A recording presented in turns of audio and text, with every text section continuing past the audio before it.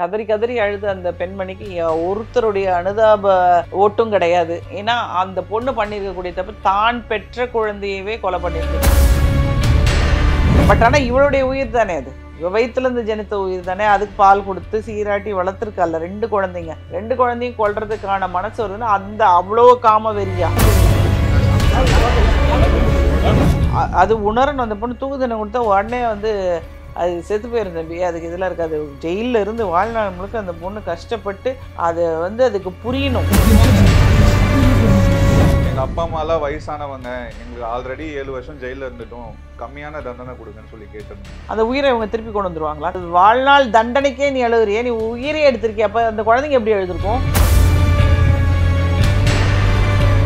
அபிராமி உடைய ஜட்ஜ்மெண்ட்டுக்கு அப்புறம் survey report ஒன்று வந்திருக்கு. காஞ்சிபுரம் மாவட்டம் முதன்மை வகிக்கிறது அந்த ஆப் அதிகமாக கள்ளக்காதல் தொடர்பு இப்போ அதிகப்படியாக நடக்கிறது. அதாவது குழந்தைகள் ஒரு தடையாக கருதுகிறார்கள். குழந்தை நமக்கு இருக்கிறதுனால தானே நம்ம இவனோட இருக்கணும், நம்ம இவனை விட்டுட்டு போகணும்னா குழந்தைய போட்டு தள்ளிடுவோம் அப்படிங்கிற முடிவோட அதாவது சொல்றதுக்கே கஷ்டமா வருத்தமா இருக்கு, போட்டு தள்ளுறாங்க. மேம் வணக்கம். வணக்கம் தம்பி. மேம், இந்த குன்றத்தூர் அபிராமி அந்த கேஸ் 2018 ரொம்ப வைரலாக பேசினாங்க. பெத்த குழந்தைய அவங்களே கொண்டுட்டு இல்லீகல் அஃபேரில் ஓடி போயிருக்காங்க. அவங்க ஒரு 7 வருஷமாக சிறையில் இருந்தாங்க மேம். இப்போ அந்த கேஸுக்கு ஜட்ஜ்மெண்ட் கொடுத்துருக்காங்க, வாழ்நாள் முழுக்க சிறைன்ற மாதிரி. அவங்க ரொம்ப கதறி கதறி அழுத வீடியோலாம் நம்ம பார்த்துருப்போம். இந்த கேஸை பற்றி சொல்லுங்க மேம். கதறி கதறி அழுத அந்த பெண்மணிக்கு ஒருத்தருடைய அனுதாப ஓட்டும் கிடையாது. ஒரு சொட்டு அந்த பொண்ணு கதறி அழுதுன்னு யாரும் ஒரு சொட்டு கண்ணீரும் வடிச்சிருக்க மாட்டாங்க. ஒரு அதுக்கு பாவன்னு கூட சொல்லியிருக்க மாட்டாங்க. ஏன்னா அந்த பொண்ணு பண்ணியிருக்கக்கூடிய தப்பு தான் பெற்ற குழந்தையவே கொலை பண்ணியிருக்கு. இன்னைக்கு எத்தனையோ பேர் குழந்தை இல்லாமல் இருந்திருக்காங்க. அந்த குழந்தை உனக்கு பிரச்சனையாக இருந்ததுன்னா அது தூக்கி யாருக்கா தத்து கொடுத்துட்டு போயிருந்துருக்கலாம் நீங்கள். அதை விட்டு அந்த குழந்தைய சாகடிச்சு தன்னுடைய காமவெறிக்காக தன்னுடைய குழந்தைகளை தானே கொலை பண்ணவங்களுக்கு என்ன தண்டனை கிடைக்கும்னு அருமையான தீர்ப்பை வழங்கியிருக்கு நீதிமன்றம். இது எனக்கு இனிமே வரக்கூடியவங்க இந்த மாதிரி விஷயங்களை பண்ண மாட்டாங்க. நிறைய நம்ம பார்த்துருக்கோம். இந்த ஹஸ்பண்ட் அண்ட் ஒய்ஃபுக்குள்ளே இணக்கமாக இல்லை, வேற ஒருத்தரோட தொடர்பு இருக்குன்னா குழந்தைங்கள டார்கெட் பண்ணுறாங்க. ஏன்னா இந்த குழந்தைய காட்டி நிறைய இதுக்கு முன்னாடிலாம் என்ன ஆகும்னா, இந்த மாதிரி வெளியே போயிடுவாங்க லேடிஸ் வெளியே போயிட்டாங்கன்னா குழந்தைகளை காட்டி திரும்ப உள்ளே கொண்டு வந்துடுவாங்க. நம்ம குடும்பம் கட்டுக்கோமான குடும்பம், நம்ம சமூகத்தில் ஒரு நல்ல அந்தஸ்தில் இருக்கிறோம், நீ குழந்தைகளுக்காக திரும்பி வரணும்னு கொண்டு வந்துடுவாங்க. அந்த மாதிரி குழந்தைகளுக்காக திரும்பி வர வேண்டிய நிலைமை ஏற்பட்டுடுமோன்னு நினச்சி அந்த குழந்தைகளை கொல்றதுக்காக தன்னுடைய உயிரையே அது கொண்டு இருக்கு. இல்லை, அவரும் ஹெல்ப் பண்ணியிருக்காங்க மேம். அந்த பிரியாணி மாஸ்டர் அந்த மீனாட்சி சுந்தரம் அவரும் பார்த்தீங்கன்னா அவரு தான் அந்த டேப்லெட்டை வாங்கி கொடுத்துருக்காரு அந்த குழந்தைங்களை. ஆமாம், 2 பேரும் சேர்ந்து தான் பண்ணியிருக்காங்க. இது ஒரு ஆள் பண்ணதில்லை, அதுக்கு ஐடியாவும் கொடுத்து 2. பட் ஆனால் இவளுடைய உயிர் தானே அது, இவ வயிற்றுலேருந்து ஜனித்த உயிர் தானே. அதுக்கு பால் கொடுத்து சீராட்டி வளர்த்துருக்கல்ல 2 குழந்தைங்க. 2 குழந்தையும் கொல்றதுக்கான மனசு வருதுன்னா அந்த அவ்வளோ காம வெறியா. அதுக்கு நீங்கள் அந்த ஊரை விட்டே ஓடி போய் எங்கேயாவது கூட இருந்திருக்கலாமே, அந்த குழந்தைங்களை விட்டுட்டு. அந்த குழந்தைங்க இன்றைக்கி நல்ல நிலைமையில் இருந்திருக்குமே. ஸோ இது நிறைய விஷயம் நிறைய இடத்துல நான் பார்க்குறேன். அதாவது இப்போ ரீசெண்டாக நேத்திகா அந்த ஒருத்தர் தன்னுடைய பெண் குழந்தைய ஹோட்டல் ரூம்ல 7 வயசு இது கட் பண்ணி ரத்தம் வர வச்சு, தனக்கும் கட் பண்ணி ரத்தம் வர வச்சுட்டு தன்னுடைய தங்கைக்கு ஃபோன் பண்ணியிருக்காரு. அப்புறம் அவங்க மீட்டிருக்காங்க, குழந்தை இறந்து போச்சு, இவர் உயிரோட இருக்கார். இவர் பண்ணது பொசசிவ்னஸ். அதாவது தன்னுடைய குழந்தையோட வாழ்க்கை என்ன ஆயிருமோ, நம்மளால பெண் குழந்தைய வளர்த்து ஆளாக்க முடியுமோ, கோர்ட்டில் போட்டு பெண் குழந்தைய வாங்கிடுவாளோ, நம்மளுடைய குழந்தையும் அவளை மாதிரி தருதலையா போயிருமோ அப்படின்னு பல வகையில் யோசிச்சு தான் அவர் இந்த வேலையை பண்ணியிருப்பார். ஸோ இது பொசசிவ்னஸ். தன்னுடைய குழந்தை ஒரு நல்ல குழந்தையாக இந்த உலகத்தில் வாழ்கிறதுக்கு இந்த தன்னுடைய மனைவி விடுவாளோ இல்லை தன்னிட்டருந்து குழந்தைய பிரிச்சிருவாளோ அப்படிங்கிற ஒரு மன போராட்டத்தில் தான் அவர் அந்த விஷயத்த பண்ணியிருக்காரு. இது வேண்டான்னு ஒதுங்கிட்டிங்கன்னா ஒதுங்கி போயிருங்க. அந்த குழந்தைங்களுடைய உயிரை எதுவும் பண்ணக்கூடாது. இப்போ இந்த கேஸ்லயுமே பாத்தீங்கன்னா அவங்க ஹஸ்பண்ட் விஜய் அவர் பாத்தீங்கன்னா பேங்க்ல ஒர்க் பண்றாரு மேம். அவர் ஆல்ரெடி இந்த விஷயம் தெரிஞ்சு அவர் சொல்லியிருக்காரு, குழந்தைய பார்த்துக்கோ, இந்த மாதிரி தப்பெல்லாம் பண்ணாதன்னு சொல்லியிருக்காரு. வான் பண்ணி அவங்க இதை பண்ணியிருக்காங்க. இப்போ என்னடான்னா ஒருத்தரோட இல்லீகல் கான்டாக்ட் வச்சுக்கிறது தப்பு இல்லை அப்படிங்கிற மாதிரி ஒரு விவாதம் போய்கிட்டு இருக்குது. அவங்களுக்கு பிடிச்சிருக்கு வச்சுருக்காங்கன்னு. பிடிச்சிருக்கு வச்சுக்கோங்க, யார் வேணான்றா. ஆனால் ஒரு உயிரை கொல்றதுக்கு உங்களுக்கு என்ன மாதிரி மனசு? எப்படி அந்த உயிரை கொல்லணும்னு நினைக்கிறீங்க? இந்த குழந்தை இருந்ததுன்னா இந்த குழந்தைய நான் தான் பார்த்துக்கணுமே அப்படிங்கிறது ஒரு தடையாக நினைக்கிறாங்க. இவங்களுடைய காம வெறிக்கு அந்த குழந்தைகள் ஒரு தடை அப்படின்னு அவங்க நினைக்கிறாங்க. அதனால வந்து குழந்தைகளுக்கு வந்து அந்த பிரியாணி கடைக்கார பையன் வந்து மாத்திரையை வாங்கி கொடுத்து அதை போட்டு மூச்சை இது பண்ணி ஆஹ், அந்த குழந்தைகளை இறந்துருக்காங்க. அந்த குழந்தைகள் உயிரோடு இருந்திருந்தால் அவங்க அப்பா வந்து கண்டிப்பாக பார்த்துருப்பாங்க. நீ எங்கேயாவது ஓடி போயேன், ஏரியா விட்ட போயிடறேன், உன்னை யார் தேட போகிறா? உனக்கு போய் வேற இடத்துல பொழைக்கிறதுக்கு இல்லைன்னு தானே நீ வந்து இந்த குழந்தைங்களை இது பண்ணிட்டு இதே ஊரில் பொழைக்கலான்னு நீ நினைக்கிற. அந்த குழந்தைங்க என்ன தப்பு பண்ணுச்சு? இந்த குழந்தைகள் வந்து இந்த மண்ணுக்கு வந்து கடவுளால் கொடுக்கப்பட்ட ஜீவன்கள். அதை கொல்றதுக்கு உனக்கு யார் உரிமை கொடுத்தா? இவங்க பிரச்சனையில குழந்தையை கொல்றது வந்து இப்போ ரொம்ப சுலபமா இது போயிடுச்சு. நிறைய விஷயங்கள் இருக்கு. நிறைய பேர் பண்றாங்க. ஆமா, இப்போ இந்த பேங்க் ஆஃபீஸர் வந்து அந்த குழந்தைய உண்மையிலே நல்லா வளர்த்துருந்துருப்பார். அதுக்கான வாய்ப்பை இந்த அம்மா கொடுக்கல. அது ஏன் நம்ம இந்த கோவாவில் ஒரு கம்பெனியோட சிஇஓவாக இருந்த அந்த அம்மா வந்து தன்னுடைய கணவர் வந்து பையனை பார்க்க வந்தால் பையன் அவரோட போயிடுவானோங்கிற பயத்தில் தன்னுடைய குழந்தைய கொண்டு போய் கோவாவில் வச்சுருந்துட்டு கொலை பண்ணி சூட்கேஸ்குள்ளே போட்டு எடுத்துகிட்டு போனாங்க. The over possessiveness. இப்போது குழந்தை வந்து உயிரோடு வந்து அப்பாவோட போயிடுச்சுன்னா என்ன பண்ணுறது? அதை தாங்கிக்க கூட முடியாத ஒரு சூழலில் அந்த பொண்ணு வந்து அந்த மாதிரி பண்ணியிருக்காங்க. ஸோ இன்றைக்கி என்ன பண்ணுறாங்க? அவ்வளோ பெரிய கம்பெனியோட சிஇஓ ஜெயிலில் கம்பி எண்ணிக்கிட்டு இருக்கிறாங்க. இவங்க வந்து ஒரு சிஇஓவாக இருந்திருக்காங்கன்னா ஒரு கம்பெனியவே நிர்வாகம் பண்ணியிருப்பாங்க. அந்த நிர்வாக திறமை இருக்கக்கூடிய ஒரு பெண்மணியால் இந்த ஒரு டெசிஷன் எடுக்க முடியாதா? நமக்கு குழந்தை இல்லைனாலும் நம்மளால் வாழ முடியுங்கிற டெசிஷன் அந்த அம்மாவால் எடுக்க முடியல. ஏன்னு கேட்டிங்கன்னா ஒரு மருத்துவர் தனக்கு வந்து ட்ரீட் பண்ணிக்க முடியாது. அதே போல் இவங்க எத்தனையோ பேரை வந்து வேலை வாங்கினாலும் நிர்வாகம் பண்ணினாலும் இவங்களுக்கு உண்டான பிரச்சனைக்கு இவங்க வந்து இவங்களால தெளிவு அடைய முடியாத ஒரு நிலையில் இருந்திருக்காங்க. அப்போ என்ன பண்ணியிருந்திருக்கணும்? ஒரு கவுன்சிலிங் அவங்க போயிருந்திருக்கணும். தன்னுடைய கணவரையும் அந்த கவுன்சிலிங் கூப்பிட்டு இல்லை எனக்கு குழந்தை வேணும்னு கேட்டுக்கணும். இல்லை ஏதாவது ஒரு சமரசம் முடிவுக்கு வந்திருக்கணும். அதுக்கு பதில் அவங்க பலியாக்கினது தன்னுடைய உயிரையும் அவங்க 4 வயசு பலியாக்கியிருக்காங்க. 6 வயசு ஆமா, குழந்தை.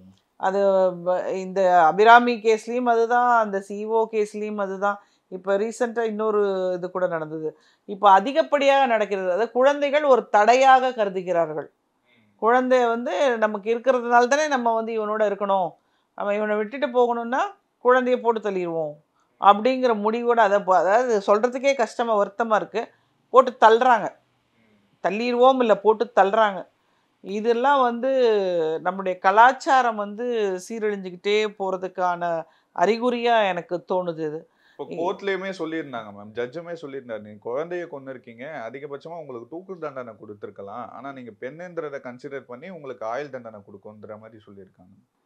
அது உணரணும். அந்த பொண்ணு தூக்கு தண்டனை கொடுத்தா உடனே வந்து அது செத்து போயிரும் தம்பி, அதுக்கு இதெல்லாம் இருக்காது. ஜெயிலில் இருந்து வாழ்நாள் முழுக்க அந்த பொண்ணு கஷ்டப்பட்டு அது வந்து அதுக்கு புரியணும். அது குழந்தைகள் எப்படி சின்ன குழந்தைங்க எதுவுமே பால் மரம் மாறாத பிஞ்சு குழந்தைகளை வந்து கொல்றதுக்கு அந்த பொண்ணு துணிஞ்சிருக்கா அப்படின்னா அதுக்கு உண்டான தண்டனை அனுபவிச்சு தான் ஆகணும். வாழ்நாள் முழுக்க ஜெயிலில் இருந்து ஐயோ வாழ்நாள் முழுக்க நான் ஜெயிலில் இருக்கணுமான்னு தானே அழுதாங்க. நான் டிவியில் பார்த்தேன் அந்த ஜட்ஜ்மெண்ட் வந்தோடனே. வயசானவங்க எங்களுக்கு ஆல்ரெடி 7 வருஷம் ஜெயிலில் இருந்துட்டோம், கம்மியான தண்டனை கொடுங்கன்னு சொல்லி கேட்டிருந்தாங்க. அப்போது அந்த உயிரை இவங்க திருப்பி கொண்டு வந்துருவாங்களா? கம்மியான தண்டனை கொடுத்தா உயிரை திருப்பி கொண்டு வந்துட முடியுமா? உயிரே போக்கிட்டாங்கல்ல, இதுக்கப்புறம் என்ன அவங்களுக்கு வந்து உயிரோடு அவங்களுக்கு தண்டனை என்ன எதற்காக வாழ்கிறாங்க? சமூகத்தில் வாழ முடியுமா அவங்க? இனிமே எங்கே போனாலும் வந்து அவங்களுக்கு ஒரு இழி செயல் இருக்கும் தானே. அதனால வந்து அவங்க அதுக்கு அழுகிறதுக்கெல்லாம் அவங்களுக்கு இதுவே கிடையாது. இப்போ அழுது ரொம்ப ஒரு ஆர்ப்பாட்டமே பண்ணிட்டாங்க மேம். ஆமாம், ஆர்ப்பாட்டம். அந்த பையனும் அழுதான், இவங்களும் போலீஸ்காரமாவெல்லாம் கட்டி பிடிச்சிட்டு எழுதுச்சு அந்த பொண்ணு. வாழ்நாள் தண்டனைக்கே நீ அழுகுறியே, நீ உயிரே எடுத்திருக்கிய, அப்போ அந்த குழந்தைங்க எப்படி எழுதிருக்கும்? அதை யோசிச்சு பார்க்கலையே அந்த பொண்ணு. தான் நல்லா இருக்கணும், நான் இருக்கணும், அந்த என்ன ஆட்டிடியூடு தான் அதுக்கு. இப்போ அவங்க பெருசா பேசப்பட்ட ஒரு விஷயம் பார்த்தீங்கன்னா, கையில் வந்து நெயில் ஆர்ட்லாம் பண்ணியிருந்தாங்க அபிராமி. அப்போ ஜெயிலையுமே இவங்க வந்து காசை வச்சுட்டு சொகுசாக தான் இருக்காங்களான்ற மாதிரி ஒரு கேள்வியும் வருது இல்லையா? நான் ஆக்சுவலாக அது நினச்சேன், இவங்க நல்ல ஹேர் கிளிப்ஸ் எல்லாம் போட்டு இது பண்ணிக்கிட்டு நீங்கள் சொன்ன மாதிரி இந்த ஃபுல் நெயில் பாலிஷ் எல்லாம் போட்டுட்டு தான் இதுக்கே வந்து அதை விடுதலை பண்ணிடுவாங்கன்னு நினச்சி வந்தாங்களோ என்னவோ தெரியல எனக்கு. இது ஜெயிலில் பண்ணாங்களா? ஜெயிலில் இதெல்லாம் பண்ணுறதுக்கான ஒரு வாய்ப்பு எப்படி இருந்தது? யூஸ்வலாக வந்து இவங்க போட்டுட்டு போகிற ட்ரெஸ்ஸை வச்சு துவைச்சி அயன் பண்ணி வச்சுருப்பாங்க, வெளியே வரும்போது கொடுப்பாங்க. இல்லை இவங்களுக்கு யாராவது வெளியிலேருந்து கொண்டு வந்து கொடுக்கணும். இந்த மாதிரி ஆளுக்கு யார் வெளியிலேருந்து ஒரு கொலைகாரிக்கு ஒரு வந்து கொடுக்குறாங்கன்னு நமக்கு தெரியல. ஒருவேளை அவங்க அட்வொகேட்ஸ் வந்து வாங்கி கொடுத்துருப்பாங்களான்னு தெரியல. இவங்க வந்து நானும் பார்த்தேன், கவனிச்சேன். நெயில் பாலிஷு, அவங்க ஹேர் ஸ்டைலில் பார்த்தீங்கன்னா அத்தனை கிளிப்ஸ் போட்டிருக்காங்க. ஜெயிலில் இருக்கவங்களுக்கு அத்தனை கிளிப்ஸ் கிடைக்குமா? முதல்ல உள்ளே போகும்போதே எல்லாத்தையும் எடுத்துகிட்டு தான் கொடுப்பாங்க. அதெல்லாம் ப்ரிசர்வ் பண்ணி அதெல்லாம் போகும்போது போட்டிருந்தாங்களான்னு அந்த வீடியோ பார்த்தா தான் நமக்கு தெரியும். 8 வருஷத்துக்கு முன்னாடி போகும்போது அத்தனை கிளிப்ஸ் அவங்க போட்டிருந்தாங்களான்னு. நெயில் பாலிஷுக்கெல்லாம் 8 வருஷமெல்லாம் வச்சுருந்தாலாம் ஒன்றும் ஆகாது. அதை வச்சிருக்கவும் முடியாது போது. ஆமாம் ஆமாம். ஸோ ஏதோ அவங்களுக்கு வந்து ஏதோ ஹெல்ப் வெளியிலேருந்து வருதுன்னு அர்த்தம்.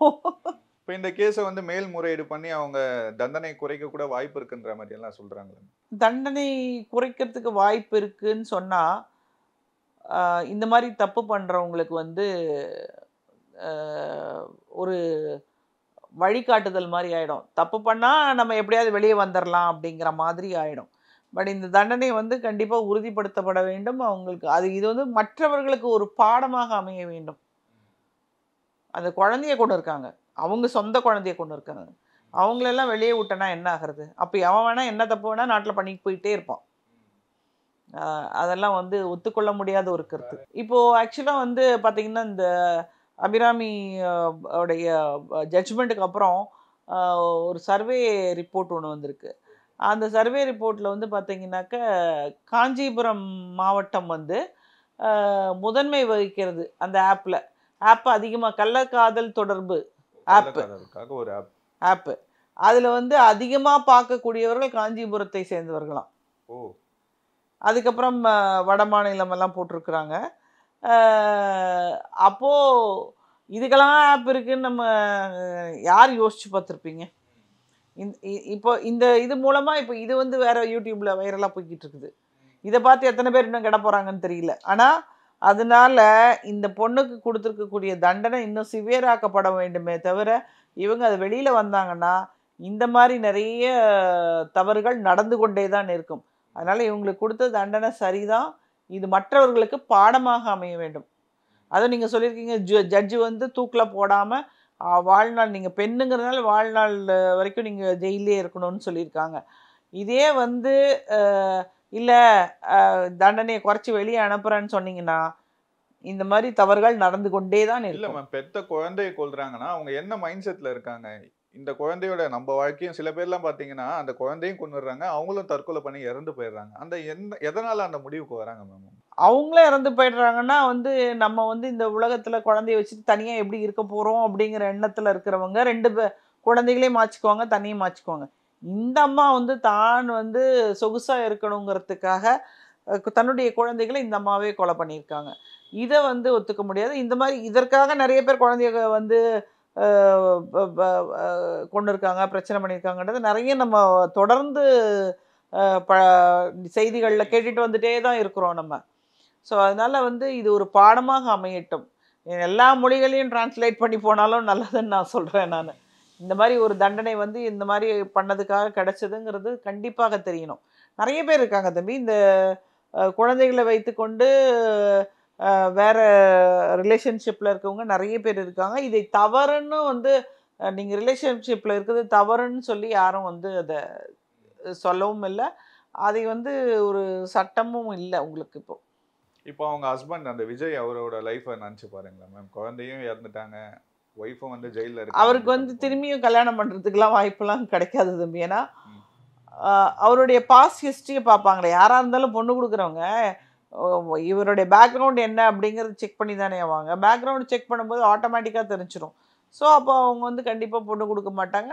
அவருடைய வாழ்க்கை வந்து அவர் இருக்கிற வரைக்கும் அப்படியே இருந்துட்டு போக வேண்டியது தான். ஏன்னா 2018 இது பெருசாக பேசினாங்க மேம். பிரியாணி அபிராமி குழந்தையை கொண்டுட்டாங்கன்ற மாதிரி இந்த நியூஸ் ரொம்ப பெருசாக பேசப்பட்டது இல்லையா மேம்?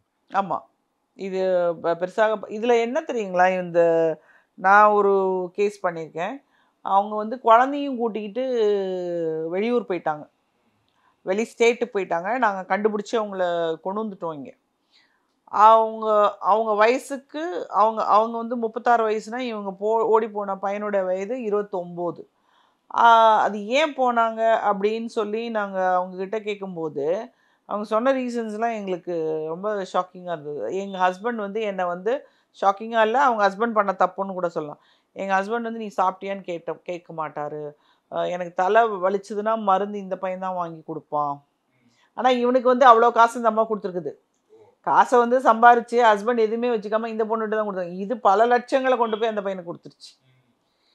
நாங்கள் போய் கண்டுபிடிச்சி கொண்டு வந்தப்போ கேட்டப்போ சொன்ன ரீசன்ஸ்லாம் இது. அப்போது இவர் சைட்லேயும் கொஞ்சம் மிஸ்டேக் இருந்திருக்கு. It is not a big mistake.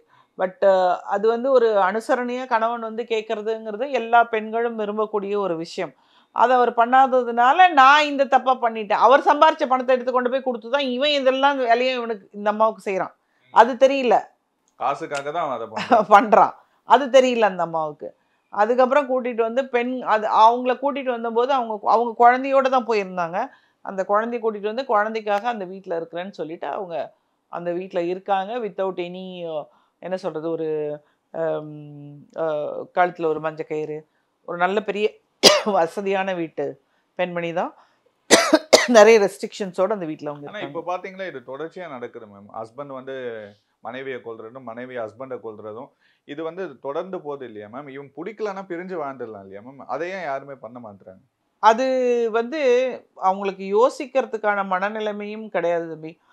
ஒரு ஒரு ஒரு ஒரு ரிலேட்டிவ் சர்க்கிளில் இருக்கும். நம்மளுடைய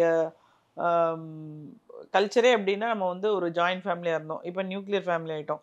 ஜாயின்ட் ஃபேமிலிக்குள்ள இந்த பிரச்சனைகள் நடந்துக்கிட்டு இருக்கு அப்படின்னு சொன்னால் வீட்டில் இருக்கவங்க பெரியவங்க பார்த்துக்கிட்டே இருப்பாங்க. இந்த பொண்ணுக்கு யாரோட தொடர்பு கேட்கலாம், அதை ஆரம்பத்திலேயே வந்து அதை கரெக்ட் பண்ணிவிடுவாங்க. லெவலுக்கு மீறி போகும்போது ஒரு கூப்பிட்டு என்னம்மா நீ இப்படி பண்ணுற அப்படி இப்படின்லாம் சொல்லுவாங்க. அதுக்கான ஒரு விஷயமே இல்லை. நீங்கள் 2 பேரும் தனியாக இருக்கீங்க, நீங்கள் என்ன நினைக்கிறீங்க நீங்கள் பண்ணுறீங்க, உங்களை தட்டி கேட்கறதுக்கு ஆள் கிடையாது. ஸோ இது வந்து ஒரு பெரிய விஷயமாக இருக்கிறது. இன்னொன்று வந்து இந்த சபல புத்தி, இது வந்து கொஞ்ச நாள் கழித்து இவங்களே யோசிச்சு பார்த்தாங்கன்னா என்னடா இது, நம்ம இதுக்கு நம்ம போய் இந்த வேலையை பண்ணோம் அப்படின்னு அவங்களே வெட்கி குனிவாங்க. அப்படி தான் இருக்கும். இப்போ இந்த அபிராமிங்கிற பொண்ணு நீங்கள் சொல்கிறீங்களே ரொம்ப அழுதாங்கன்னு, அவங்க என்ன நினச்சிருப்பாங்க, 7 வருஷம் தான் நம்ம இருந்துட்டோமே, இன்னும் ஒரு 7 வருஷம் விட்டுட்டு நம்மளை வெளியில் விட்டுருவாங்கன்னு அவங்க நினச்சிருந்துருப்பாங்க. கண்டிப்பாக அது ஆமாம். அந்த உண்மையிலே இது ஒரு ஒழுங்கான ஒரு ஜட்ஜ்மெண்ட், ஒரு பெரிய விழிப்புணர்வு. இந்த மாதிரி பிரச்சனைகள் பண்ணுறவங்களுக்கு இது நல்ல ஒரு பாடம். இந்த மாதிரி வந்து தண்டனைகள் கொடுக்கப்பட்டால் தான் இந்த மாதிரி அவலங்கள் வந்து ஸ்டாப் பண்ண முடியும். தேவையில்லாமல் நிறைய இடத்துல நீங்கள் சொன்ன மாதிரி குழந்தைகளை வச்சு தான் எல்லாமே டார்கெட் ஆகுது. அப்போ இவங்க நீங்கள் இந்த மாதிரி சபல புத்தி இருக்குன்னா குழந்தையே பெற்றுக்கூடாது ஃபர்ஸ்ட்ல.